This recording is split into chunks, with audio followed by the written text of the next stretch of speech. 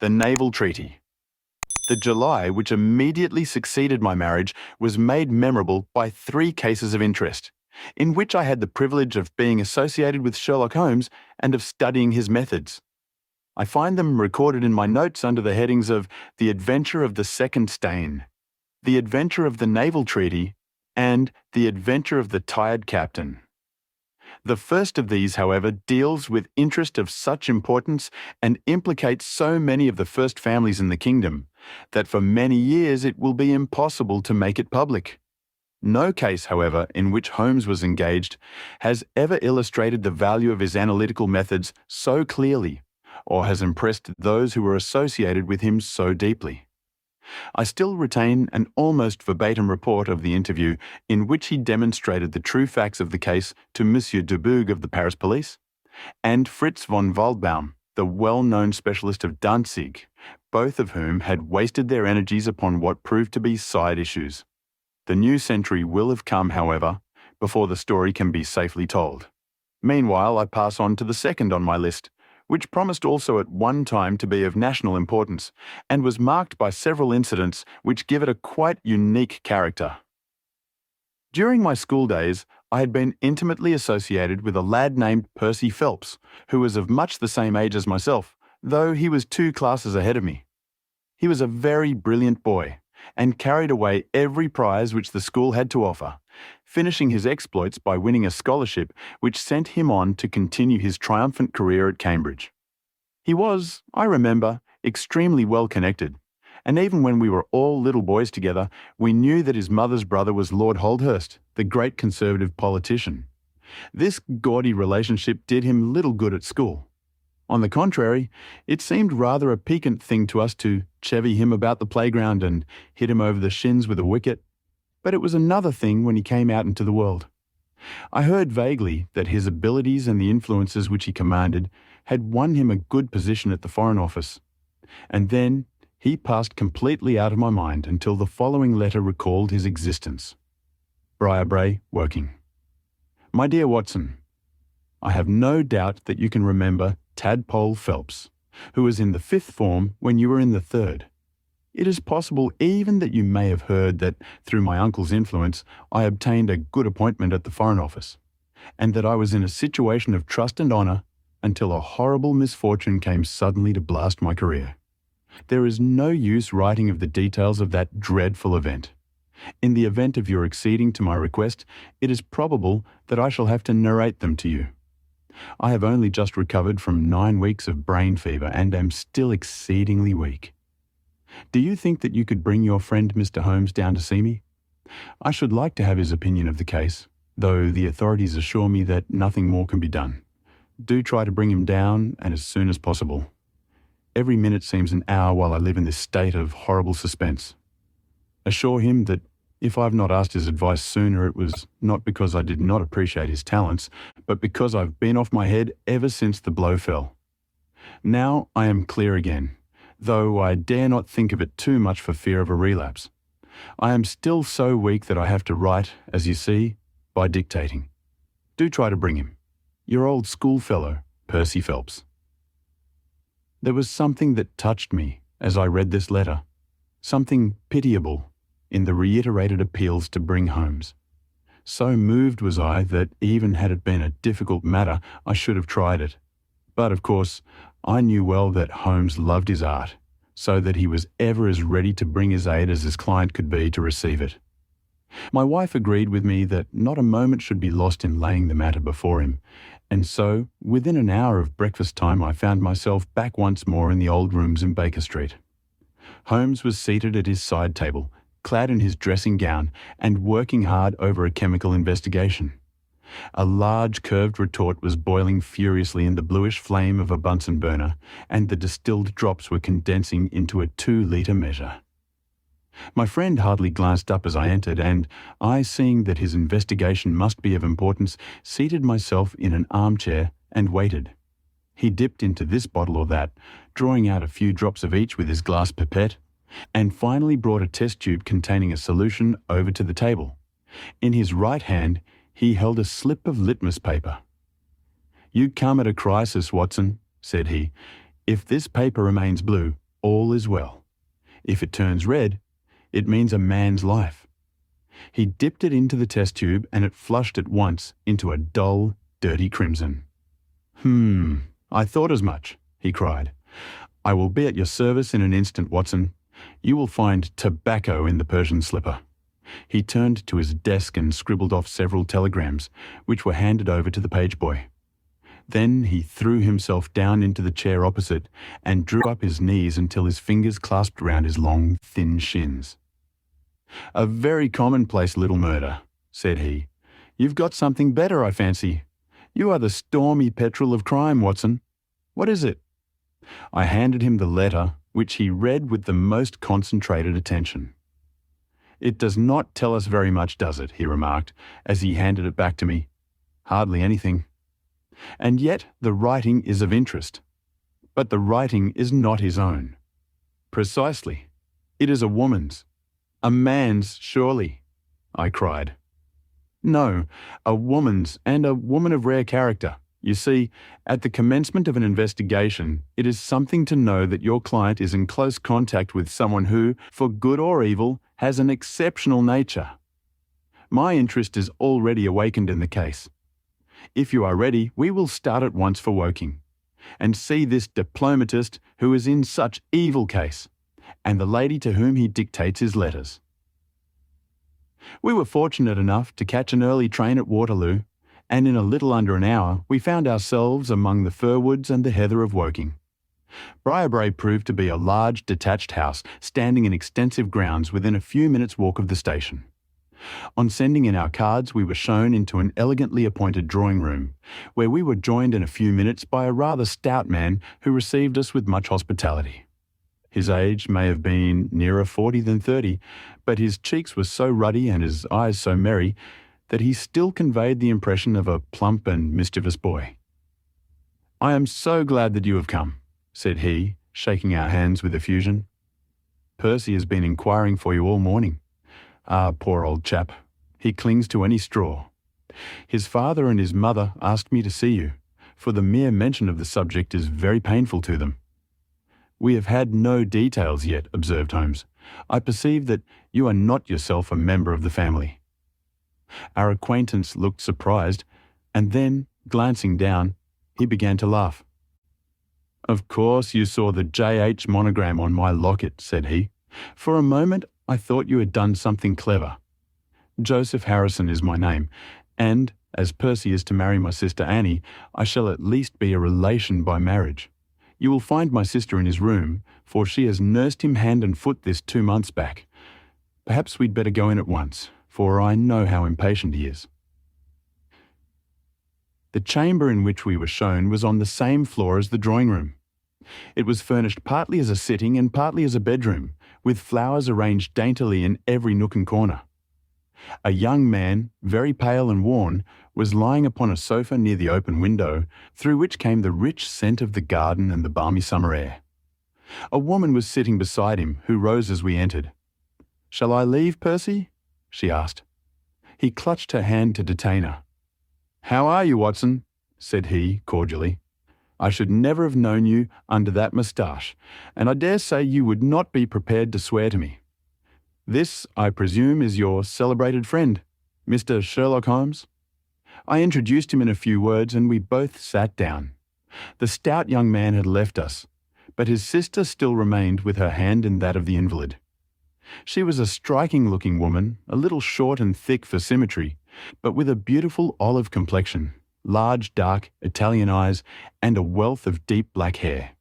Her rich tints made the white face of her companion the more worn and haggard by the contrast. "I won't waste your time," said he, raising himself upon the sofa. "I'll plunge into the matter without further preamble.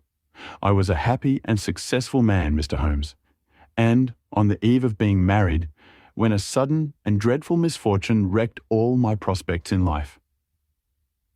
I was, as Watson may have told you, in the Foreign Office, and through the influences of my uncle, Lord Holdhurst, I rose rapidly to a responsible position.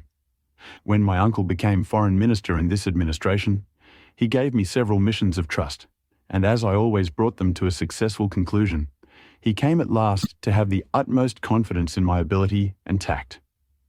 Nearly 10 weeks ago, to be more accurate, on the 23rd of May, he called me into his private room, and, after complimenting me on the good work which I had done, he informed me that he had a new commission of trust for me to execute. "This," said he, taking a grey roll of paper from his bureau, "is the original of that secret treaty between England and Italy, of which, I regret to say, some rumours have already got into the public press. It is of enormous importance that nothing further should leak out. The French or the Russian embassy would pay an immense sum to learn the contents of these papers. They should not leave my bureau, were it not that it is absolutely necessary to have them copied. You have a desk in your office, sir?" "Yes, sir." "Then take the treaty and lock it up there. I shall give directions that you may remain behind when the others go, so that you may copy it at your leisure without fear of being overlooked. When you have finished, relock both the original and the draft in the desk and hand them over to me personally tomorrow morning." I took the papers and— "Excuse me an instant," said Holmes. "Were you alone during this conversation?" "Absolutely. In a large room? 30 feet each way. In the centre? Yes, about it. And speaking low. My uncle's voice is always remarkably low. I hardly spoke at all." "Thank you," said Holmes, shutting his eyes. "Pray go on." I did exactly what he indicated and waited until the other clerks had departed. One of them in my room, Charles Goro, had some arrears of work to make up, so I left him there and went out to dine. When I returned, he was gone. I was anxious to hurry my work, for I knew that Joseph, the Mr. Harrison, whom you saw just now, was in town, and that he would travel down to Woking by the 11 o'clock train, and I wanted, if possible, to catch it. When I came to examine the treaty, I saw at once that it was of such importance that my uncle had been guilty of no exaggeration in what he had said. Without going into details, I may say that it defined the position of Great Britain towards the Triple Alliance, and foreshadowed the policy which this country would pursue in the event of the French fleet gaining a complete ascendancy over that of Italy in the Mediterranean. The questions treated in it were purely naval. At the end were the signatures of the high dignitaries who had signed it. I glanced my eyes over it, and then settled down to my task of copying. It was a long document, written in the French language, and containing 26 separate articles. I copied as quickly as I could, but at 9 o'clock I had only done 9 articles, and it seemed hopeless for me to attempt to catch my train. I was feeling drowsy and stupid, partly from my dinner, and also from the effects of a long day's work. A cup of coffee would clear my brain. A commissionaire remains all night in a little lodge at the foot of the stairs and is in the habit of making coffee at his spirit lamp for any of the officials who may be working overtime. I rang the bell, therefore, to summon him. To my surprise, it was a woman who answered the summons, a large, coarse-faced, elderly woman in an apron. She explained that she was the commissionnaire's wife who did the charing, and I gave her the order for the coffee. I wrote 2 more articles, and then, feeling more drowsy than ever, I rose and walked up and down the room to stretch my legs. My coffee had not yet come, and I wondered what was the cause of the delay could be. Opening the door, I started down the corridor to find out. There was a straight passage, dimly lighted, which led from the room in which I had been working, and was the only exit from it. It ended in a curving staircase, with the commissionnaire's lodge in the passage at the bottom. Halfway down this staircase is a small landing, with another passage running into it at right angles. This second one leads by means of a second small stair to a side door, used by servants, and also as a shortcut by clerks when coming from Charles Street. Here is a rough chart of the place. "Thank you. I think that I quite follow you," said Sherlock Holmes. "It is of the utmost importance that you should notice this point." I went down the stairs and into the hall, where I found the commissionaire fast asleep in his box, with the kettle boiling furiously upon the spirit lamp. I took off the kettle and blew out the lamp, for the water was spurting over the floor. Then I put out my hand and was about to shake the man, who was still sleeping soundly, when a bell over his head rang loudly, and he woke with a start. "Mr. Phelps, sir," said he, looking at me in bewilderment. "I came down to see if my coffee was ready. I was boiling the kettle when I fell asleep, sir." He looked at me, and then up at the still quivering bell with an ever-growing astonishment upon his face. "If you was here, sir, then who rang the bell?" he asked. "The bell," I cried. "What bell is it?" "It's the bell of the room you are working in." A cold hand seemed to close round my heart. Someone, then, was in that room where my precious treaty lay upon the table. I ran frantically up the stair and along the passage. There was no one in the corridors, Mr. Holmes. There was no one in the room. All was exactly as I left it, save only that the papers which had been committed to my care had been taken from the desk on which they lay. The copy was there, and the original was gone. Holmes sat up in his chair and rubbed his hands. I could see that the problem was entirely to his heart. "Pray, what did you do then?" he murmured. I recognized in an instant that the thief must have come up the stairs from the side door. Of course, I must have met him if he had come the other way. "You were satisfied that he could not have been concealed in the room all the time, or in the corridor which you have just described as dimly lighted?" "It is absolutely impossible. A rat could not conceal himself either in the room or the corridor. There is no cover at all." "Thank you. Pray proceed." The commissionaire, seeing by my pale face that something was to be feared, had followed me upstairs. Now we both rushed along the corridor and down the steep steps which led to Charles Street. The door at the bottom was closed, but unlocked. We flung it open and rushed out. I can distinctly remember that as we did so, there came 3 chimes from a neighbouring clock. It was 10:15. "That is of enormous importance," said Holmes, making a note upon his shirt cuff. The night was very dark, and a thin, warm rain was falling. There was no one in Charles Street, but a great traffic was going on, as usual in Whitehall, at the extremity. We rushed along the pavement, bareheaded as we were, and at the far corner we found a policeman standing. "A robbery has been committed," I gasped. "A document of immense value has been stolen from the Foreign Office. Has anyone passed this way?" "I have been standing here for a quarter of an hour, sir," said he. "Only one person has passed during that time, a woman, tall and elderly, with a paisley shawl."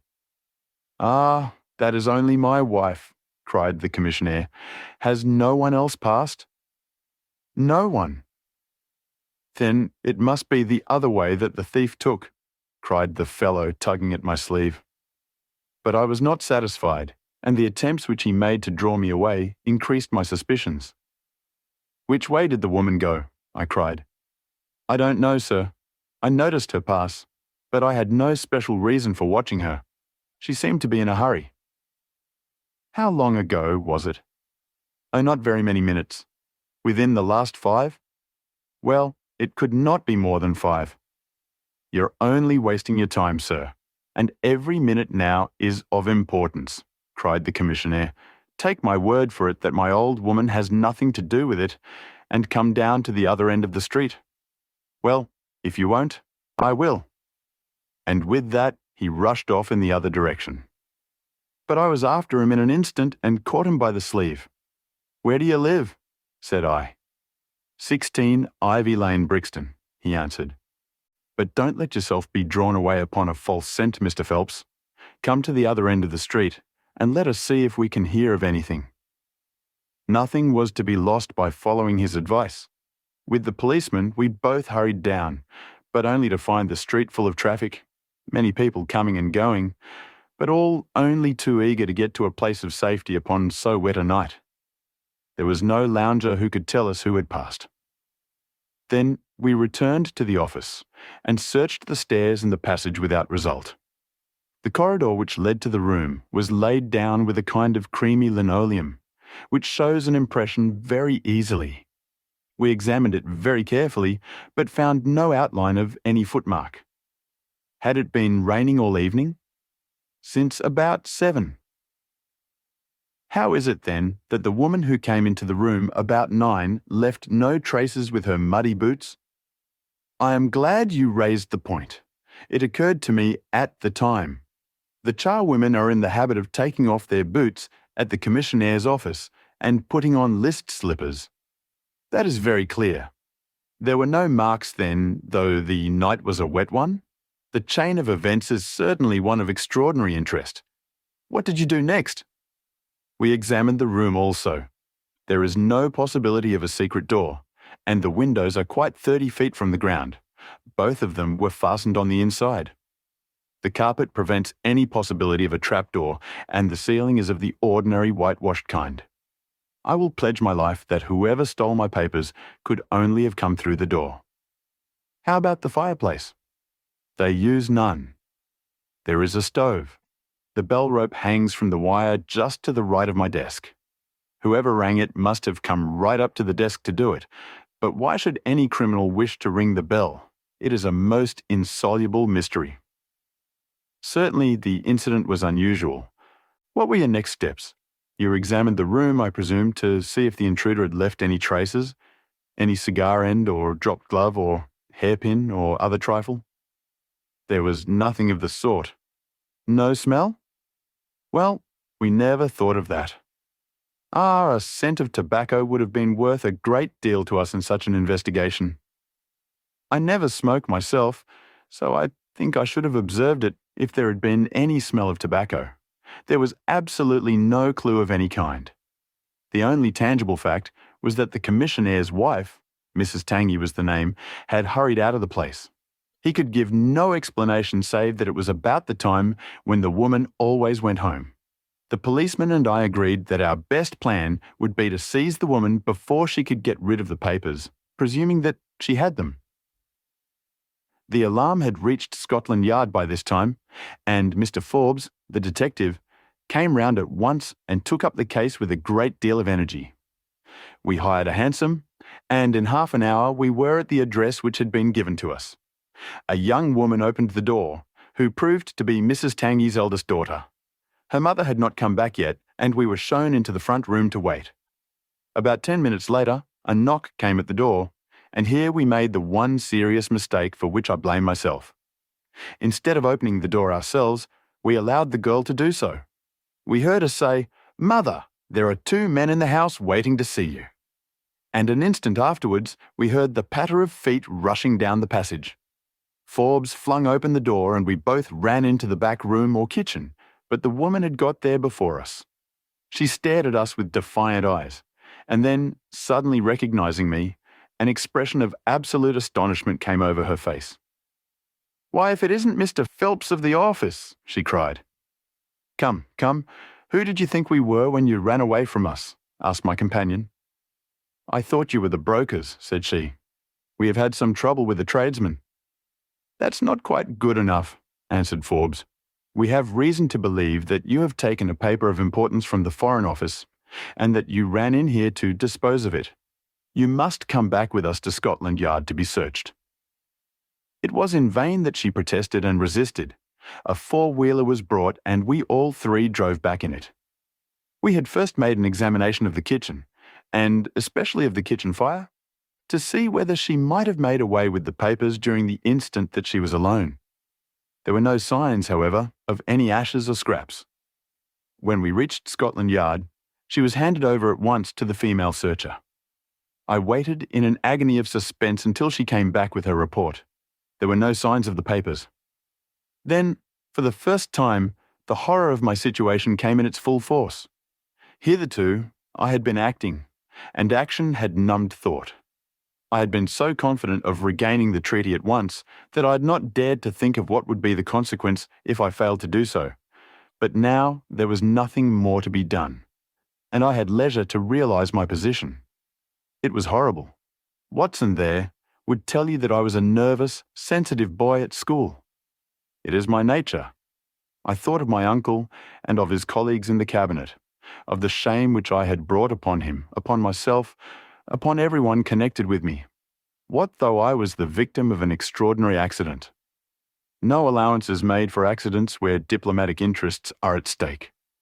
I was ruined, shamefully, hopelessly ruined. I don't know what I did. I fancy I must have made a scene. I have a dim recollection of a group of officials who crowded round me, endeavouring to soothe me. One of them drove down with me to Waterloo and saw me into the Woking train.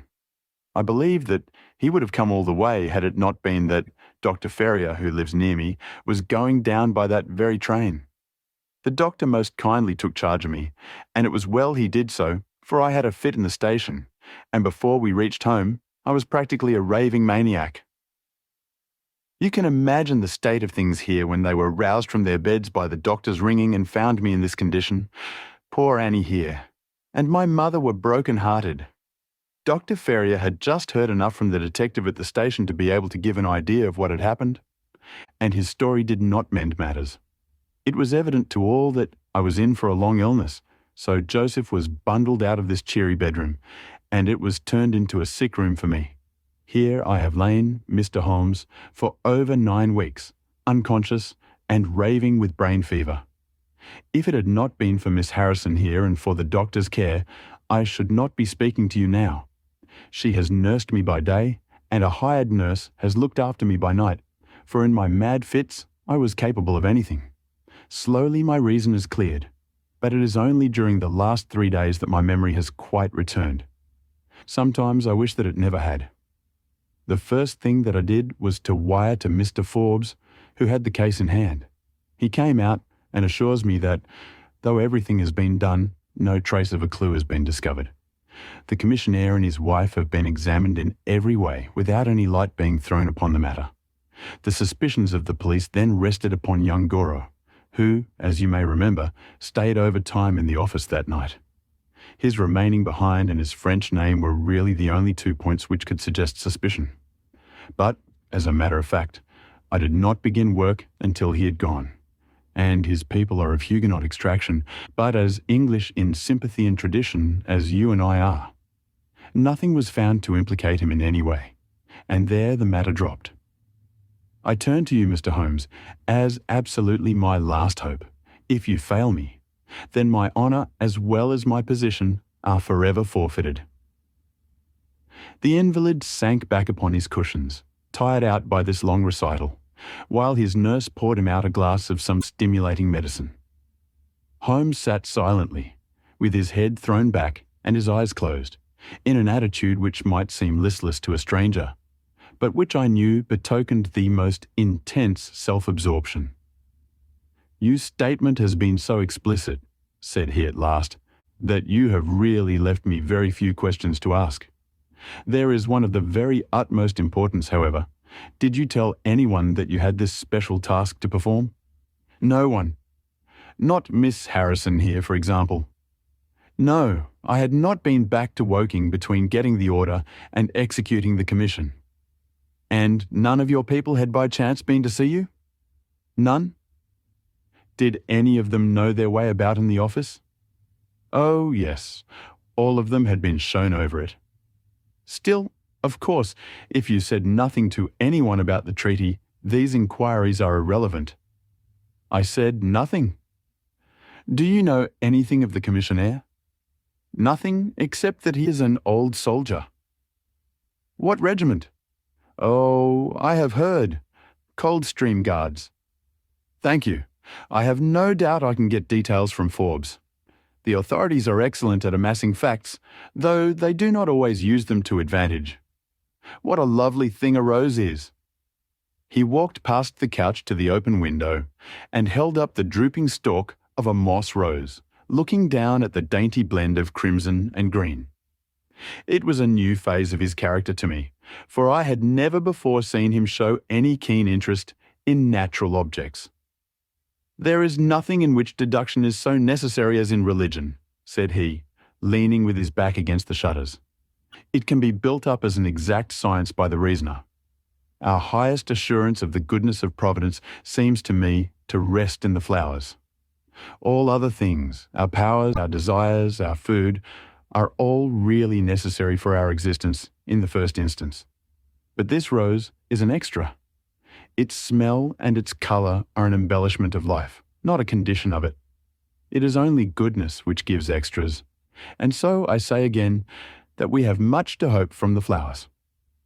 Percy Phelps and his nurse looked at Holmes during this demonstration with surprise and a good deal of disappointment written upon their faces. He had fallen into a reverie, with the moss rose between his fingers. It had lasted some minutes before the young lady broke in upon it. "Do you see any prospect of solving this mystery, Mr. Holmes?" she asked with a touch of asperity in her voice. "Oh, the mystery," he answered, coming back with a start to the realities of life. "Well, it would be absurd to deny that the case is a very abstruse and complicated one, but I can promise you that I will look into the matter and let you know any points which may strike me. Do you see any clue?" "You have furnished me with 7, but of course I must test them before I can pronounce upon their value." "You suspect someone?" "I suspect myself." "What?" "Of coming to conclusions too rapidly." "Then go to London and test your conclusions." "Your advice is very excellent, Miss Harrison," said Holmes, rising. "I think, Watson, we cannot do better. Do not allow yourself to indulge in false hopes, Mr. Phelps. The affair is a very tangled one." "I shall be in a fever until I see you again," cried the diplomatist. "Well, I'll come out by the same train tomorrow, though it's more than likely that my report will be a negative one." "God bless you for promising to come," cried our client. "It gives me fresh life to know that something is being done. By the way, I have had a letter from Lord Holdhurst." "Ha! What did he say?" "He was cold, but not harsh. I dare say my severe illness prevented him from being that. He repeated that the matter was of the utmost importance, and added that no steps would be taken about my future, by which he means, of course, my dismissal, until my health was restored, and I had an opportunity of repairing my misfortune." "Well, that was reasonable and considerate," said Holmes. "Come, Watson, for we have a good day's work before us in town." Mr. Joseph Harrison drove us down to the station, and we were soon whirling up in a Portsmouth train. Holmes was sunk in profound thought, and hardly opened his mouth until we had passed Clapham Junction. It's a very cheery thing to come into London by any of these lines which run high, and allow you to look down upon the houses like this. I thought he was joking, for the view was sordid enough, but he soon explained himself.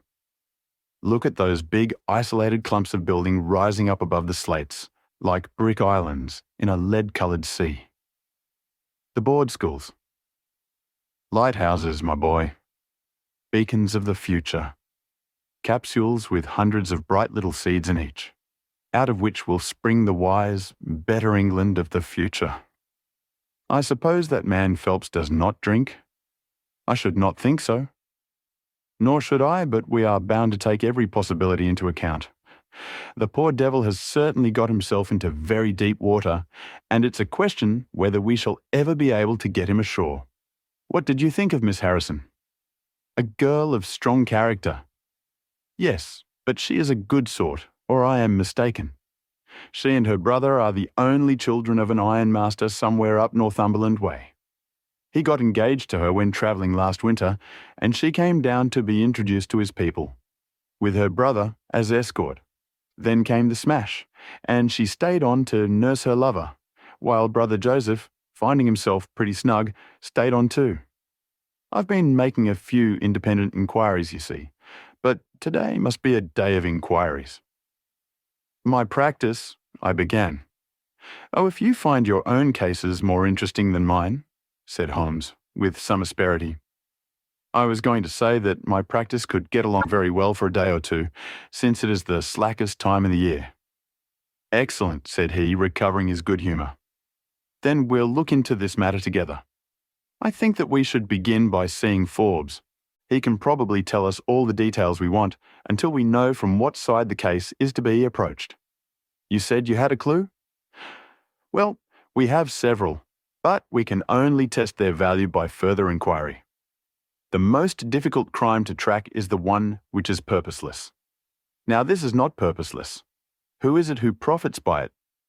There is the French ambassador, there is the Russian, there is whoever might sell it to either of these, and there is Lord Holdhurst." "Lord Holdhurst!" "Well, it is just conceivable that a statesman might find himself in a position where he was not sorry to have such a document accidentally destroyed. Not a statesman with the honourable record of Lord Holdhurst? It is a possibility, and we cannot afford to disregard it. We shall see the noble lord today and find out if he can tell us anything. Meanwhile, I have already set inquiries on foot. Already? Yes, I sent wires from Woking Station to every evening paper in London. This advertisement will appear in each of them. He handed over a sheet torn from a notebook. On it was scribbled in pencil, £10 reward. The number of the cab which dropped a fare at or about the door of the Foreign Office in Charles Street at 9:45 in the evening of May, 23 days. Apply 221E, Baker Street. You are confident that the thief came in a cab? If not, there is no harm done. But if Mr. Phelps is correct in stating that there is no hiding place either in the room or the corridors, then the person must have come from outside. If he came from outside on so wet a night, and yet left no trace of damp upon the linoleum, which was examined within a few minutes of his passing, then it is exceeding probably that he came in a cab. Yes, I think that we may safely deduce a cab. It sounds plausible. That is one of the clues of which I spoke. It may lead us to something. And then, of course, there is the bell, which is the most distinctive feature of the case. Why should the bell ring? Was it the thief who did it out of bravado? Or was it someone who was with the thief who did it in order to prevent the crime? Or was it an accident? Or was it... He sank back into the state of intense and silent thought from which he had emerged. But it seemed to me, accustomed as I was to his every mood, that some new possibility had dawned suddenly upon him. It was 3:20 when we reached our terminus, and after a hasty luncheon at the buffet, we pushed on at once to Scotland Yard. Holmes had already wired to Forbes, and we found him waiting to receive us. A small, foxy man with a sharp but by no means amiable expression. He was decidedly frigid in his manner to us, especially when he heard the errand upon which we had come. "I've heard of your methods before now, Mr. Holmes," said he tartly. "You are ready enough to use all the information that the police can lay at your disposal, and then you try to finish the case yourself and bring discredit on them." "On the contrary," said Holmes, "out of my last 53 cases, my name has only appeared in 4, and the police have had all the credit in 49. I don't blame you for not knowing this, for you are young and inexperienced, but if you wish to get on in your new duties, you will work with me, and not against me." "I'd be very glad of a hint or two," said the detective, changing his manner. "I've certainly had no credit from the case so far." "What steps have you taken?" "Tanguy, the commissionaire, has been shadowed.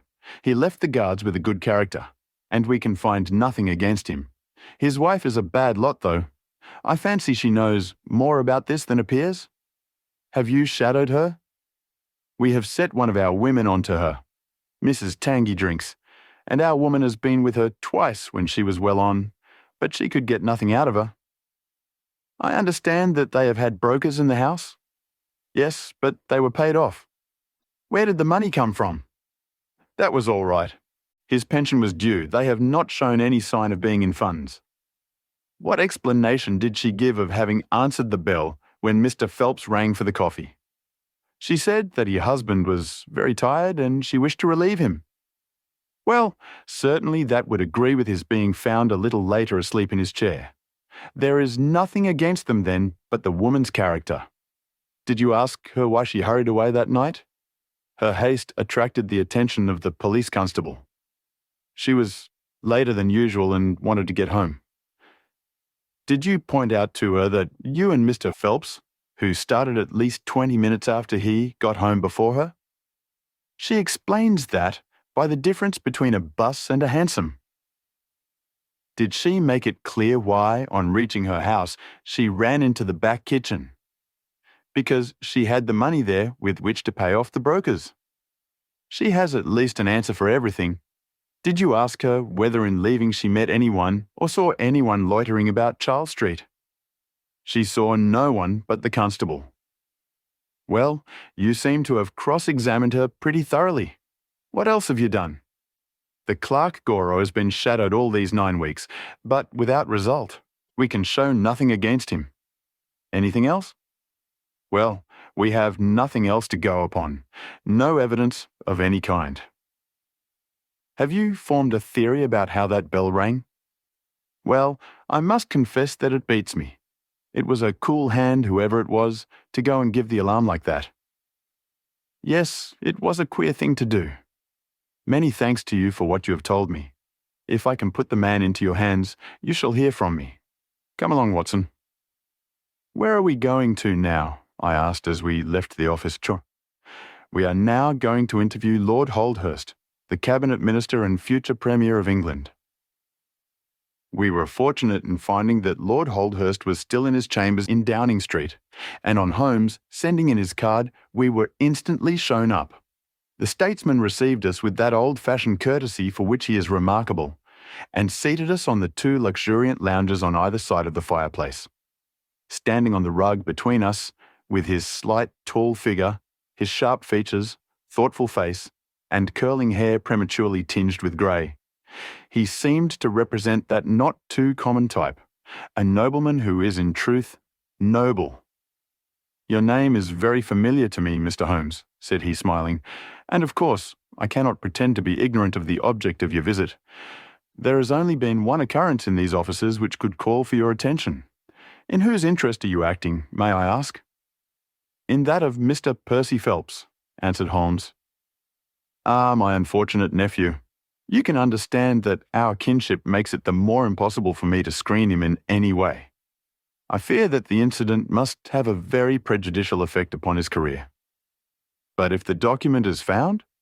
That of course would be different. I had one or two questions which I wished to ask you, Lord Holdhurst. I shall be happy to give you any information in my power. Was it in this room that you gave your instructions as to the copying of the document? It was. Then you could hardly have been overheard? It is out of the question. Did you ever mention to anyone that it was your intention to give anyone the treaty to be copied? Never. You are certain of that? Absolutely. Well, since you never said so, and Mr. Phelps never said so, and nobody else knew anything of the matter, then the thief's presence in the room was purely accidental. He saw his chance, and he took it. The statesman smiled. You take me out of my province there, said he. Holmes considered for a moment. There is another very important point which I wish to discuss with you, said he. You feared, as I understand, that very grave results might follow from the details of this treaty becoming known. A shadow passed over the expressive face of the statesman. Very grave results indeed. And have they occurred? Not yet. If the treaty had reached, let us say, the French or Russian Foreign Office, you would expect to hear of it? I should, said Lord Holdhurst with a wry face. Since nearly 10 weeks have elapsed then, and nothing has been heard, it is not unfair to suppose that for some reason the treaty has not reached them. Lord Holdhurst shrugged his shoulders. We can hardly suppose, Mr. Holmes, that the thief took the treaty in order to frame it and hang it up. Perhaps he is waiting for a better price. If he waits a little longer, he will get no price at all. The treaty will cease to be secret in a few months. That is most important, said Holmes. Of course, it is a possible supposition that the thief has had a sudden illness. An attack of brain fever, for example? Asked the statesman, flashing a swift glance at him. I did not say so, said Holmes imperturbably. And now, Lord Holdhurst, we have already taken up too much of your valuable time, and we shall wish you good day.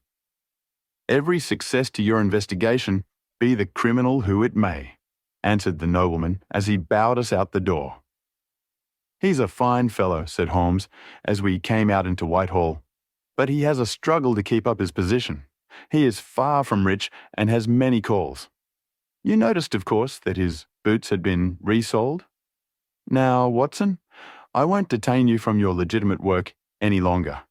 I shall do nothing more today unless I have an answer to my cab advertisement, but I should be extremely obliged to you if you would come down with me to Woking tomorrow by the same train which we took yesterday. I met him accordingly next morning, and we travelled down to Woking together. He had had no answer to his advertisement, he said, and no fresh light had been thrown upon the case. He had, when he so willed it, the utter immobility of countenance of a red Indian, and I could not gather from his appearance whether he was satisfied or not with the position of the case. His conversation, I remember, was about the Bertillon system of measurements, and he expressed his enthusiastic admiration of the French savant. We found our client still under the charge of his devoted nurse, but looking considerably better than before. He rose from the sofa and greeted us without difficulty when we entered. "Any news?" he asked eagerly. "My report, as I expected, is a negative one," said Holmes. "I have seen Forbes, and I have seen your uncle, and I have set 1 or 2 trains of inquiry upon foot which may lead to something." "You have not lost heart, then?" "By no means." "God bless you for saying that," cried Miss Harrison. "If we keep our courage and our patience, the truth must come out." "We have more to tell you than you have for us," said Phelps, reseating himself upon the couch. "I hoped you might have something." "Yes, we have had an adventure during the night, and one which might have proved to be a serious one." His expression grew very grave as he spoke, and a look of something akin to fear sprang up in his eyes. "Do you know," said he, "that I begin to believe that I am the unconscious centre of some monstrous conspiracy, and that my life is aimed at as well as my honour?" "Ah," cried Holmes. "It sounds incredible, for I have not, as far as I know, an enemy in the world. Yet, from last night's experience, I can come to no other conclusion." "Pray, let me hear it." "You must know that last night was the very first night that I have ever slept without a nurse in the room. I was so much better that I thought I could dispense with one. I had a nightlight burning, however. Well, about 2 in the morning I had sunk into a light sleep when I was suddenly aroused by a slight noise. It was like the sound which a mouse makes when it is gnawing a plank, and I lay listening to it for some time under the impression that it must come from that cause. Then it grew louder, and suddenly there came from the window a sharp metallic snick. I sat up in amazement. There could be no doubt what the sounds were now. The first ones had been caused by someone forcing an instrument through the slit between the sashes, and the second by the catch being pressed back. There was a pause then for about 10 minutes, as if the person were waiting to see whether the noise had awakened me. Then I heard a gentle creaking, as the window was very slowly opened. I could stand it no longer, for my nerves are not what they used to be. I sprang out of bed and flung open the shutters. A man was crouching at the window. I could see little of him, for he was gone like a flash. He was wrapped in some sort of cloak which came across the lower part of his face. One thing only I am sure of, and that is that he had some weapon in his hand. It looked to me like a long knife. I distinctly saw the gleam of it as he turned to run. "This is most interesting," said Holmes. "Pray, what did you do then?" "I should have followed him through the open window if I had been stronger. As it was, I rang the bell and roused the house. It took me some little time, for the bell rings in the kitchen and the servants all sleep upstairs.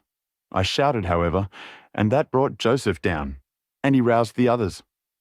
Joseph and the groom found marks on the bed outside the window, but the weather has been so dry lately that they found it hopeless to follow the trail across the grass.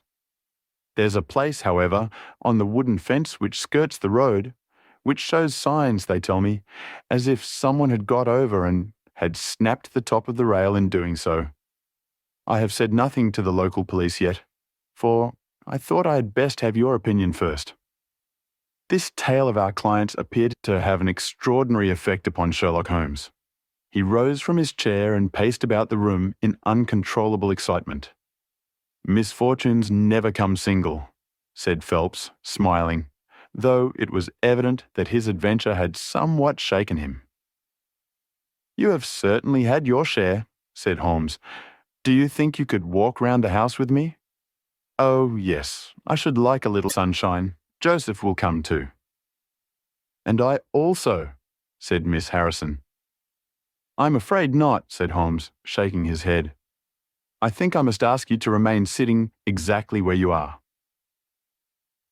The young lady resumed her seat with an air of displeasure. Her brother, however, had joined us, and we set off all 4 together. We passed round the lawn to the outside of the young diplomatist's window. There were, as he had said, marks upon the bed, but they were hopelessly blurred and vague. Holmes stopped over them for an instant, and then rose, shrugging his shoulders. "I don't think anyone could make much of this," said he. "Let us go round the house and see why this particular room was chose by the burglar. I should have thought those larger windows of the drawing room and dining room would have had more attractions for him." "They are more visible from the road," suggested Mr. Joseph Harrison. "Ah, yes, of course. There is a door here which he might have attempted. What is it for?" "It is the side entrance for tradespeople. Of course it is locked at night." "Have you ever had an alarm like this before?" "Never," said our client. "Do you keep plate in the house or anything to attract burglars?" "Nothing of value." Holmes strolled round the house with his hands in his pockets and a negligent air which was unusual with him. "By the way," said he to Joseph Harrison, "you found some place, I understand, where the fellow scaled the fence. Let us have a look at that." The plump young man led us to a spot where the top of one of the wooden rails had been cracked. A small fragment of the wood was hanging down.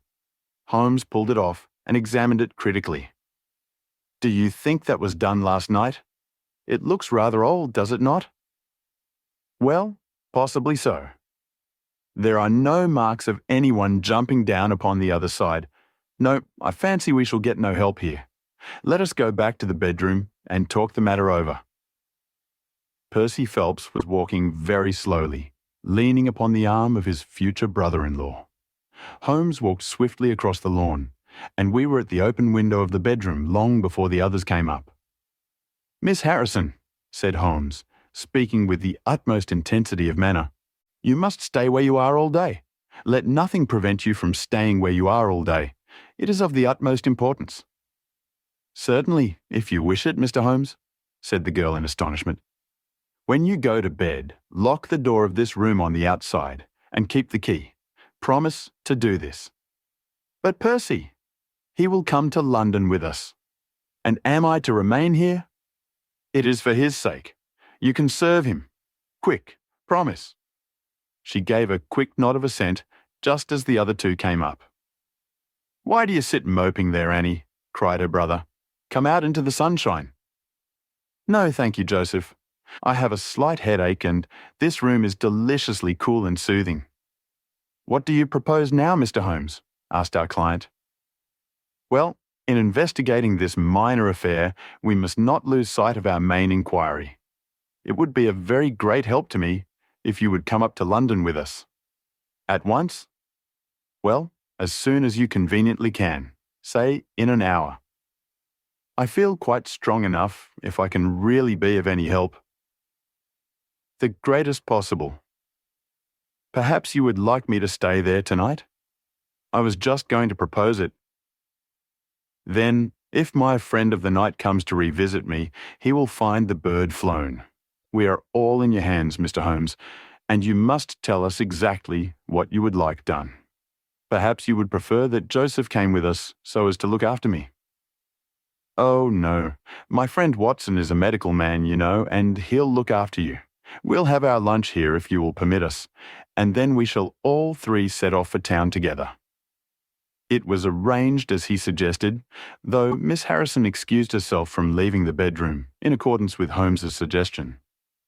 What the object of my friend's manoeuvres was, I could not conceive, unless it were to keep the lady away from Phelps, who, rejoiced by his returning health and by the prospect of action, lunched with us in the dining-room. Holmes had still more startling surprise for us, however, for, after accompanying us down to the station and seeing us into our carriage, he calmly announced that he had no intention of leaving Woking. "There are one or two small points which I should desire to clear up before I go," said he. "Your absence, Mr. Phelps, will in some ways rather assist me. Watson, when you reach London, you would oblige me by driving at once to Baker Street with our friend here, and remaining with him until I see you again. It is fortunate that you are old schoolfellows, as you must have much to talk over. Mr. Phelps can have the spare bedroom tonight, and I will be with you in time for breakfast, for there is a train which will take me into Waterloo at 8. "But how about our investigation in London?" asked Phelps ruefully. "We can do that tomorrow. I think that just at present I can be of more immediate use here." "You might tell them at Briarbrae that I hope to be back tomorrow night," cried Phelps as we began to move from the platform. "I hardly expect to go back to Briarbrae," answered Holmes, and waved his hand to us cheerily as we shot out from the station. Phelps and I talked it over on our journey, but neither of us could devise a satisfactory reason for this new development. "I suppose he wants to find out some clue as to the burglary last night, if a burglar it was. For myself, I don't believe it was an ordinary thief." "What is your own idea, then?" "Upon my word, you may put it down to my weak nerves or not, but I believe there is some deep political intrigue going on around me, and that for some reason that passes my understanding, my life is aimed at by the conspirators. It sounds high-flown and absurd, but consider the facts. Why should a thief try to break in at a bedroom window where there could be no hope of any plunder, and why should he come with a long knife in his hand?" "You are sure it was not a housebreaker's jimmy-o?" "Oh, no, it was a knife. I saw the flash of the blade quite distinctly." "But why on earth should you be pursued with such animosity?" "Ah, that is the question. Well, if Holmes takes the same view, that would account for his action, would it not? Presuming that your theory is correct, if he can lay his hands upon the man who threatened you last night, he will have gone a long way towards finding who took the Naval Treaty. It is absurd to suppose that you have two enemies, one of whom robs you while the other threatens your life." But Holmes said that he was not going to Briarbrae. "I have known him for some time," said I, "but I never knew him do anything yet without a very good reason." And with that, our conversation drifted off onto other topics. But it was a weary day for me. Phelps was still weak after his long illness, and his misfortune made him querulous and nervous. In vain I endeavoured to interest him in Afghanistan, in India, in social questions, in anything which might take his mind out of the groove. He would always come back to his lost treaty, wondering, guessing, speculating as to what Holmes was doing, what steps Lord Holdhurst was taking, what news we should have in the morning. As the evening wore on, his excitement became quite painful. "You have implicit faith in Holmes?" he asked. "I have seen him do some remarkable things. But he never brought light into anything quite so dark as this?" "Oh yes, I have known him solve questions which presented fewer clues than yours." "But not where such large interests are at stake?" "I don't know that. To my certain knowledge, he has acted on behalf of 3 of the reigning houses of Europe in very vital matters." "But you know him well, Watson. He is such an inscrutable fellow that I never quite know what to make of him. Do you think he is hopeful? Do you think he expects to make a success of it?" "He has said nothing." "That is a bad sign." "On the contrary, I have noticed that when he is off the trail, he generally says so. It is when he is on a scent, and is not quite absolutely sure yet that it is the right one, that he is most taciturn. Now, my dear fellow, we can't help matters by making ourselves nervous about them, so let me implore you to go to bed, and so be fresh for whatever may await us tomorrow." I was able at last to persuade my companion to take my advice, though I knew from his excited manner that there was not much hope of sleep for him. Indeed, his mood was infectious, for I lay tossing half the night myself, brooding over this strange problem and inventing 100 theories, each of which was more impossible than the last. Why had Holmes remained at Woking? Why had he asked Miss Harrison to remain in the sick room all day? Why had he been so careful not to inform the people at Briarbrae that he intended to remain near them? I cudgelled my brains until I fell asleep in the endeavour to find some explanation which would cover all these facts. It was 7 o'clock when I awoke, and I set off at once for Phelps's room to find him haggard and spent after a sleepless night. His first question was whether Holmes had arrived yet. "He'll be here when he promised," said I, "and not an instant sooner or later." And my words were true. For shortly after 8, a hansom dashed up to the door and our friend got out of it. Standing in the window, We saw that his left hand was swathed in a bandage and that his face was very grim and pale. He entered the house, but it was some little time before he came upstairs. "He looks like a beaten man," cried Phelps. I was forced to confess that he was right. "After all," said I, "the clue of the matter lies probably here in town." Phelps gave a groan. "I don't know how it is," said he, "but I had hoped for so much from his return. But surely his hand was not tied up like that yesterday. What can be the matter?" "You are not wounded, Holmes?" I asked, as my friend entered the room. "Tut, it is only a scratch through my own clumsiness," he answered, nodding his good mornings to us. "This case of yours, Mr. Phelps, is certainly one of the darkest which I have ever investigated. I feared that you would find it beyond you. It has been a most remarkable experience." "That bandage tells of adventures," said I. "Won't you tell us what has happened?"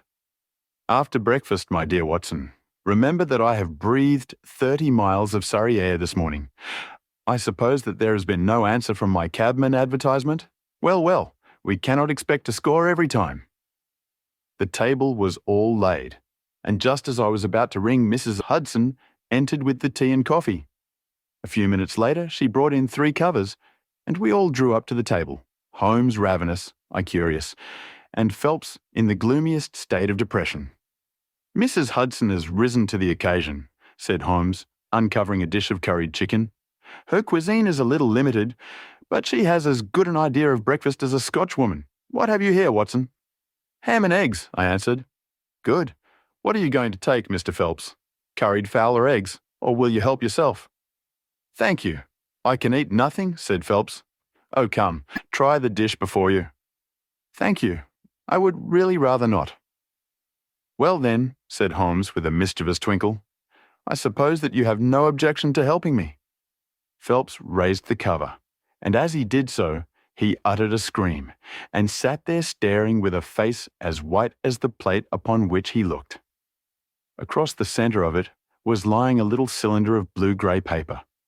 He caught it up, devoured it with his eyes, and then danced madly about the room, passing it to his bosom and shrieking out in his delight. Then he fell back into an armchair, so limp and exhausted with his own emotions that we had to pour brandy down his throat to keep him from fainting. "There, there," said Holmes, soothing, patting him upon the shoulder. "It was too bad to spring it on you like this, but Watson here will tell you that I never can resist a touch of the dramatic." Phelps seized his hand and kissed it. "God bless you," he cried. "You have saved my honour." "Well, my own was at stake, you know," said Holmes. "I assure you it is just as hateful to me to fail in a case as it can be to you to blunder over a commission." Phelps thrust away the precious document into the innermost pocket of his coat. "I have not the heart to interrupt your breakfast any further, and yet I am dying to know how you got it and where it was." Sherlock Holmes swallowed a cup of coffee and turned his attention to the ham and eggs. Then he rose, lit his pipe, and settled himself down into his chair. "I'll tell you what I did first, and how I came to do it afterwards," said he. "After leaving you at the station, I went for a charming walk through some admirable Surrey scenery to a pretty little village called Ripley, where I had my tea at an inn, and took the precaution of filling my flask and of putting a paper of sandwiches in my pocket. There I remained until evening, when I set off for Woking again and found myself in the high road outside Briarbrae just after sunset. Well, I waited until the road was clear. It is never a very frequented one at any time, I fancy, and then I clambered over the fence into the grounds." "Surely the gate was open," ejaculated Phelps. "Yes, but I have a peculiar taste in these matters. I chose the place where the 3 fir trees stand, and behind their screen I got over without the least chance of anyone in the house being able to see me. I crouched down among the bushes on the other side, and crawled from one to the other, witnessed the disreputable state of my trouser knees, until I had reached the clump of rhododendrons just opposite to your bedroom window. There I squatted down and awaited developments. The blind was not down in your room, and I could see Miss Harrison sitting there reading by the table. It was 10:15 when she closed her book, fastened the shutters, and retired. I heard her shut the door, and felt quite sure that she had turned the key in the lock. "The key!" ejaculated Phelps. Yes, I had given Miss Harrison instructions to lock the door on the outside and take the key with her when she went to bed. She carried out every one of my injunctions to the letter, and certainly without her cooperation, you would not have that paper in your coat pocket. She departed then, and the lights went out, and I was left squatting in the rhododendron bush. The night was fine, but still, it was a very weary vigil. Of course, it has the sort of excitement about it that the sportsman feels when he lies beside the watercourse and waits for the big game. It was very long, though. Almost as long, Watson, as when you and I waited in that deadly room when we looked into the little problem of the speckled band. There was a church clock down at Woking which struck the quarters, and I thought more than once that it had stopped. At last, however, about 2 in the morning, I suddenly heard the gentle sound of a bolt being pushed back and the creaking of a key. A moment later the servant's door was opened, and Mr. Joseph Harrison stepped out into the moonlight. "Joseph!" ejaculated Phelps. He was bareheaded, but he had a black coat thrown over his shoulder so that he could conceal his face in an instant if there were any alarm. He walked on tiptoe under the shadow of the wall, and when he reached the window, he worked a long-bladed knife through the sash and pushed back the catch. Then he flung open the window, and, putting his knife through the crack in the shutters, he thrust the bar up and swung them open. From where I lay, I had a perfect view of the inside of the room, and of every one of his movements. He lit the 2 candles which stood upon the mantelpiece, and then he proceeded to turn back the corner of the carpet in the neighbourhood of the door. Presently he stopped and picked out a square piece of board, such as is usually left to enable plumbers to get at the joints of the gas pipes. This one covered, as a matter of fact, the T-joint which gives off the pipe which supplies the kitchen underneath. Out of this hiding place he drew that little cylinder of paper, pushed down the board, rearranged the carpet, blew out the candles, and walked straight into my arms as I stood waiting for him outside the window. Well, he has rather more viciousness than I gave him credit for, has Master Joseph. He flew at me with his knife, and I had to grasp him twice, and got a cut over the knuckles, before I had the upper hand of him. He looked murder out of the only eye he could see with when we had finished, but he listened to reason and gave up the papers. Having got them, I let my man go, but I wired full particulars to Forbes this morning. If he is quick enough to catch his bird, well and good.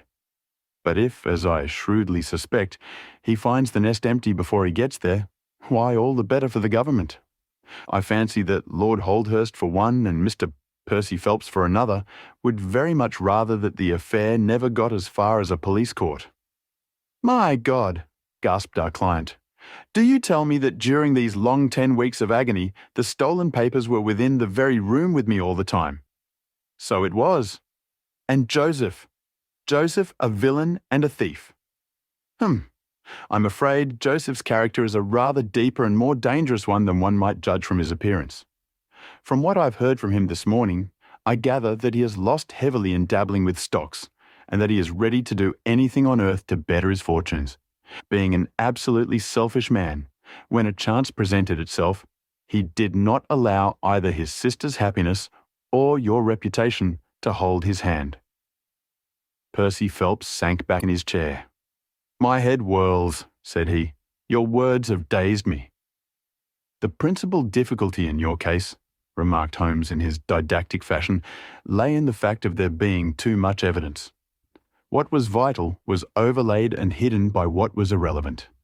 Of all the facts which were presented to us, we had to pick just those which we deemed to be essential, and then piece them together in their order, so as to reconstruct this very remarkable chain of events. I had already begun to suspect Joseph, from the fact that you had intended to travel home with him that night, and that therefore it was a likely enough thing that he should call for you, knowing the Foreign Office well, upon his way. When I heard that someone had been so anxious to get into the bedroom, in which no one but Joseph could have concealed anything, you told us in your narrative how you had turned Joseph out when you arrived with the doctor. My suspicions all changed to certainties, especially as the attempt was made on the first night upon which the nurse was absent, showing that the intruder was well acquainted with the ways of the house. How blind I have been! The facts of the case, as far as I have worked them out, are these. This Joseph Harrison entered the office through the Charles Street door, and, knowing his way, he walked straight into your room the instant after you left it. Finding no one there, he promptly rang the bell, and at the instant that he did so, his eyes caught the paper upon the table. A glance showed him that chance had put in his way a state document of immense value, and in an instant he had thrust it into his pocket and was gone. A few minutes elapsed, as you remember, before the sleepy commissionaire drew your attention to the bell, and those were just enough to give the thief time to make his escape. He made his way to Woking by the first train, and having examined his booty and assured himself that it really was of immense value, he had concealed it in what he thought was a very safe place, with the intention of taking it out again in a day or two, and carrying it to the French embassy, or wherever he thought that a long price was to be had. Then came your sudden return. He, without a moment's warning, was bundled out of his room, and from that time onward there were always at least two of you there to prevent him from regaining his treasure. The situation to him must have been a maddening one. But at last he thought he saw his chance. He tried to steal in, but was baffled by your wakefulness. You remember that you did not take your usual draught that night. I remember. I fancy that he had taken steps to make that draught efficacious, and that he quite relied upon your being unconscious. Of course, I understood that he would repeat the attempt whenever it could be done with safety. Your leaving the room gave him the chance he wanted. I kept Miss Harrison in it all day so that he might not anticipate us. Then, having given him the idea that the coast was clear, I kept guard as I have described. I already knew that the papers were probably in the room, but I had no desire to rip up all the planking and skirting in search of them. I let him take them, therefore, from the hiding place, and so saved myself an infinity of trouble. Is there any other point which I can make clear? Why did he try the window on the first occasion, I asked, when he might have entered by the door? In reaching the door he would have to pass 7 bedrooms. On the other hand, he could get out onto the lawn with ease. Anything else?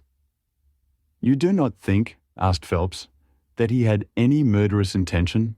The knife was only meant as a tool. It may be so, answered Holmes, shrugging his shoulders. I can only say for certain that Mr. Joseph Harrison is a gentleman to whose mercy I should be extremely unwilling to trust.